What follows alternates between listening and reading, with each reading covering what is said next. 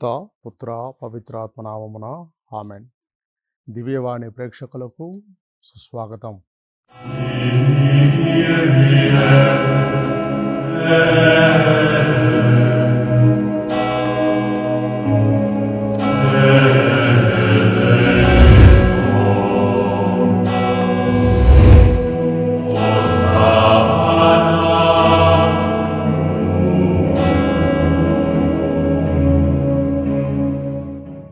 ముందుగా చిన్న ప్రార్థన చేసుకుందాం. ఓ మా పరలోకపు తండ్రి, నీవు నరులందరినీ ఒకే రీతిగా సృష్టించినా కానీ మాలో ఎక్కువ మంది స్వార్థం వల్ల, పేరాశ వల్ల, రాగద్వేషాలకు గురి అయి మేము మా శీలంలో వ్యత్యాసం చూపిస్తూ ఉన్నాము. మంచివాళ్ళముగా ఉండలేకపోతున్నాము.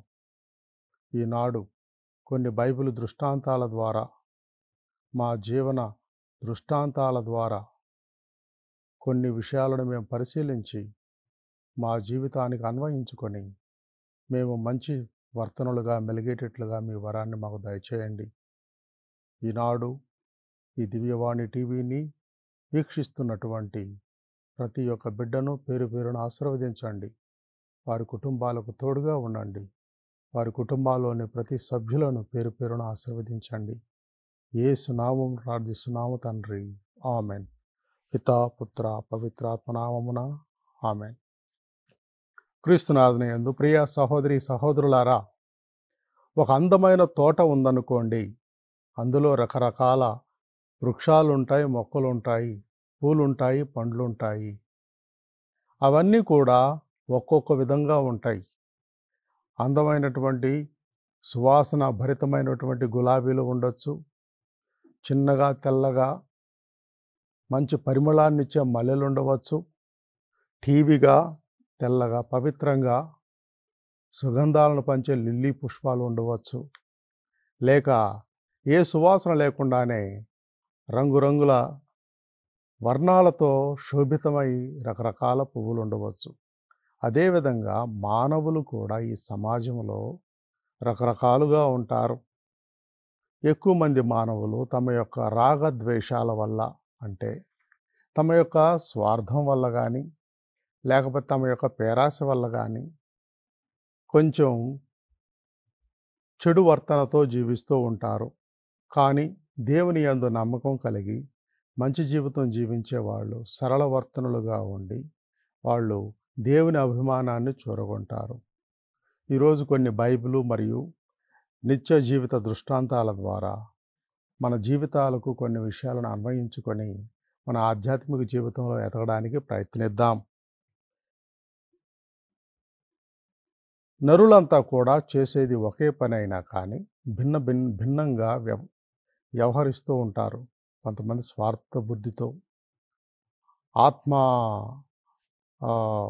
ఆత్మ ప్రయోజనం కోసం, ఆత్మ లాభం కోసం చూసుకుంటూ ఉంటారు.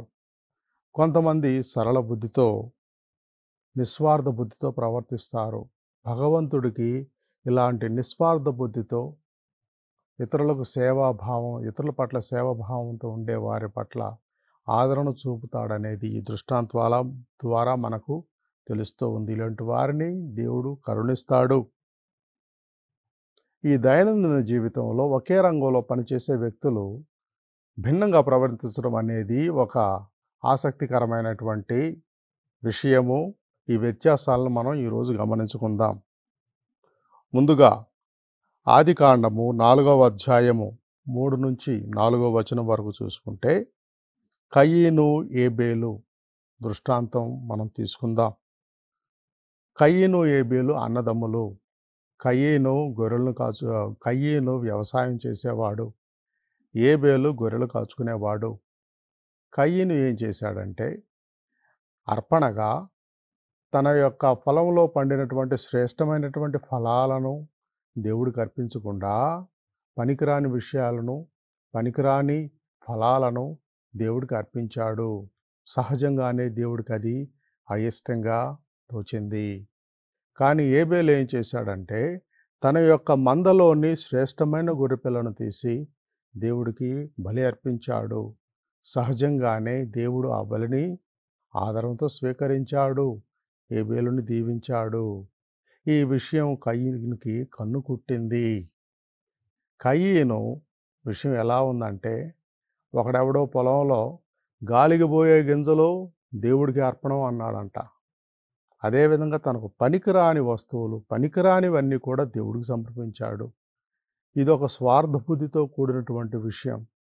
ఇటువంటి విషయాన్ని దేవుడు మెచ్చడు, సరికదా, శిక్షిస్తాడు కూడా.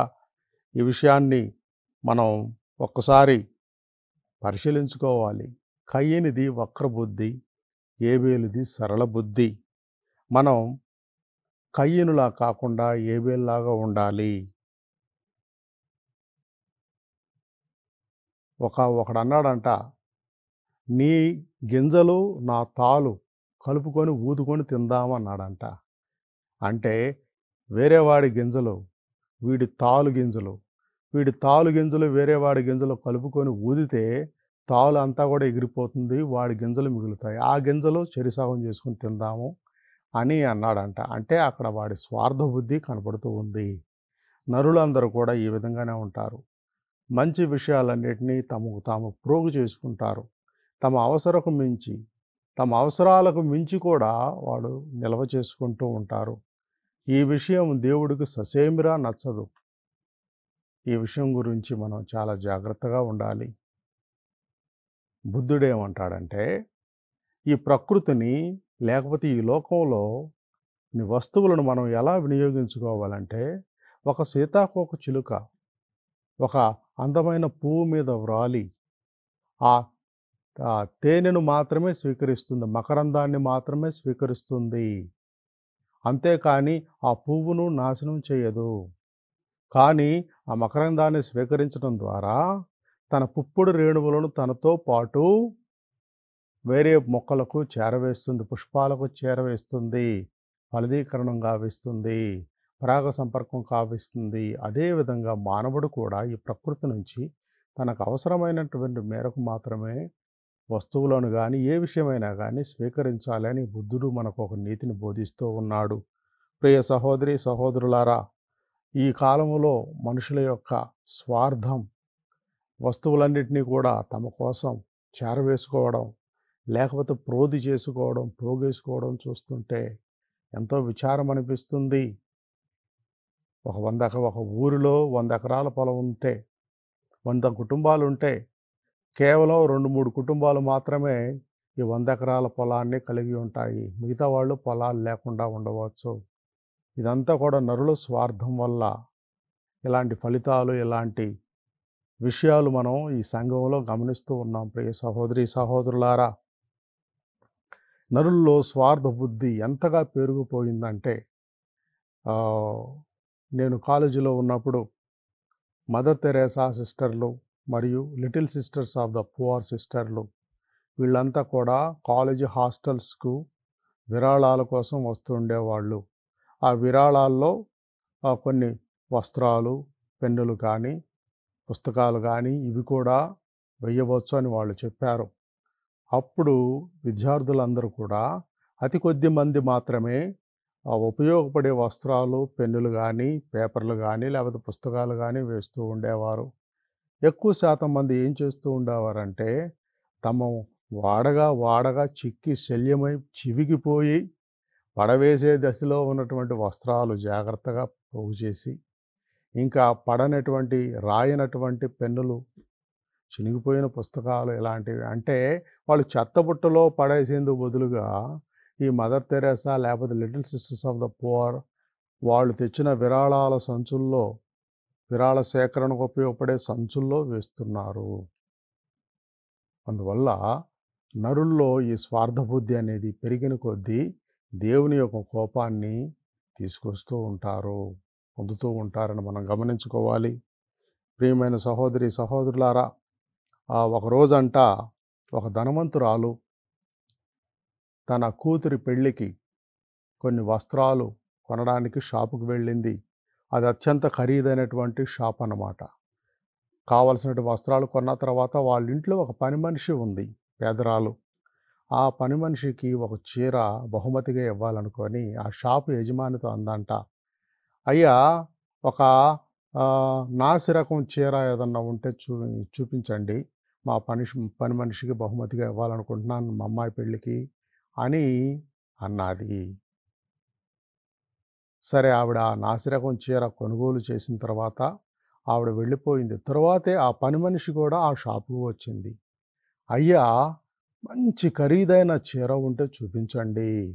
ఎందుకంటే మా యజమానురాలి కూతురు పెళ్ళి. ఆ కూతురికి నేను బహుమతిగా ఇవ్వాలనుకుంటున్నాను అని అడిగింది. చూసారా? పేదరాలు అయినటువంటి పని మనిషి ఖరీదైన చీరను తన యజమానురాలి కూతురికి బహుమతిగా ఇవ్వాలని ఆశిస్తుంది. కానీ ఈ ధనవంతురాలైనటువంటి యజమానురాలు తన కూతురి పెళ్ళికి తన ఇంట్లో అన్ని సంవత్సరాలుగా పనిచేస్తున్న పని మనిషికి ఒక నాసిరకం చీరను బహుమతిగా ఇవ్వాలనుకుంటుంది.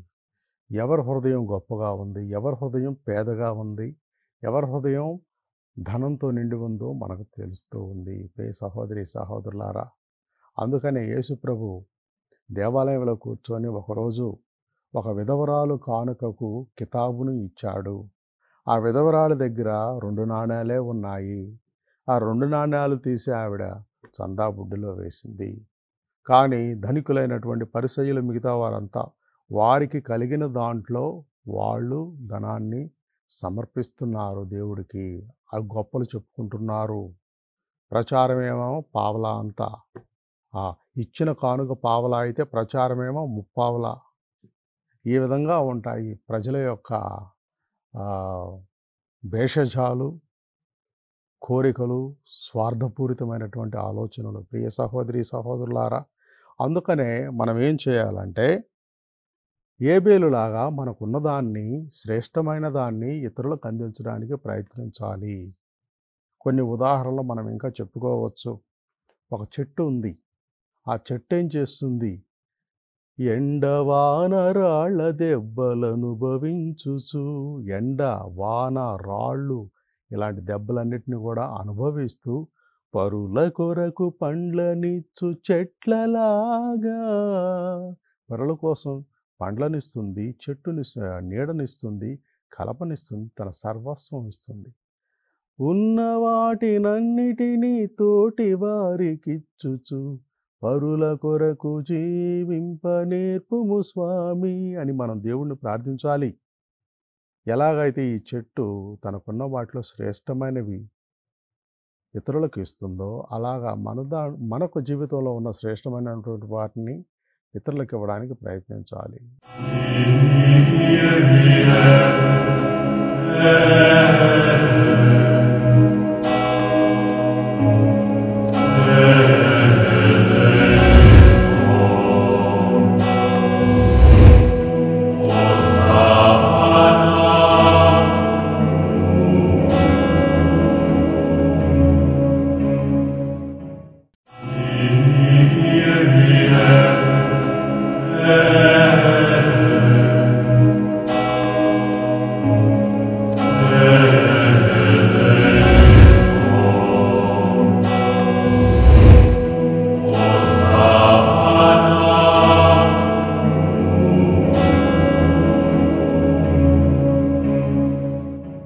ఇంకో ఉదాహరణ కూడా మనం తీసుకోవచ్చు.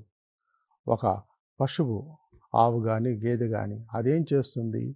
గడ్డితోనే తాను కడుపు నింపుకుంటుంది, కానీ ఇతరులకు మంచి పాలను ఇస్తుంది. ఈ విధంగా ఇతరులకు మంచిని ఇచ్చేవాళ్లను దేవుడు ఆశీర్వదిస్తాడు. దేవుడు కూడా అంతే. దేవుడి సకల చరాచర సృష్టిని, అందమైన సృష్టిని సృష్టించి నరులు అందరూ కూడా సంతుష్టిగా సంతోషంగా ఉండాలని ఆకాంక్షించాడు.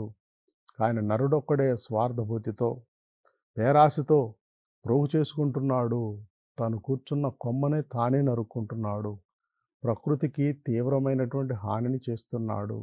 ఎన్నో జీవులు, ఎన్నో మొక్కలు అవి అంతరించిపోయేలాగా నరుడు విజృంభిస్తున్నాడు. ఇది దేవుడికి అతి తీవ్రమైనటువంటి విషయము, అతి ఘోరమైనటువంటి విషయంగా దేవుడు పరిగణిస్తాడు. ప్రియ సహోదరి సహోదరులారా, రెండవ దృష్టాంతానికి వస్తే 1వ సమూయేలు 16వ అధ్యాయము వచనములు 6-13 వరకు. 1 సమూయేలు 16వ అధ్యాయము వచనములు 6-13 వరకు. అదేమిటంటే, దావీదు రాజుగా ఎన్నిక కాబడుట.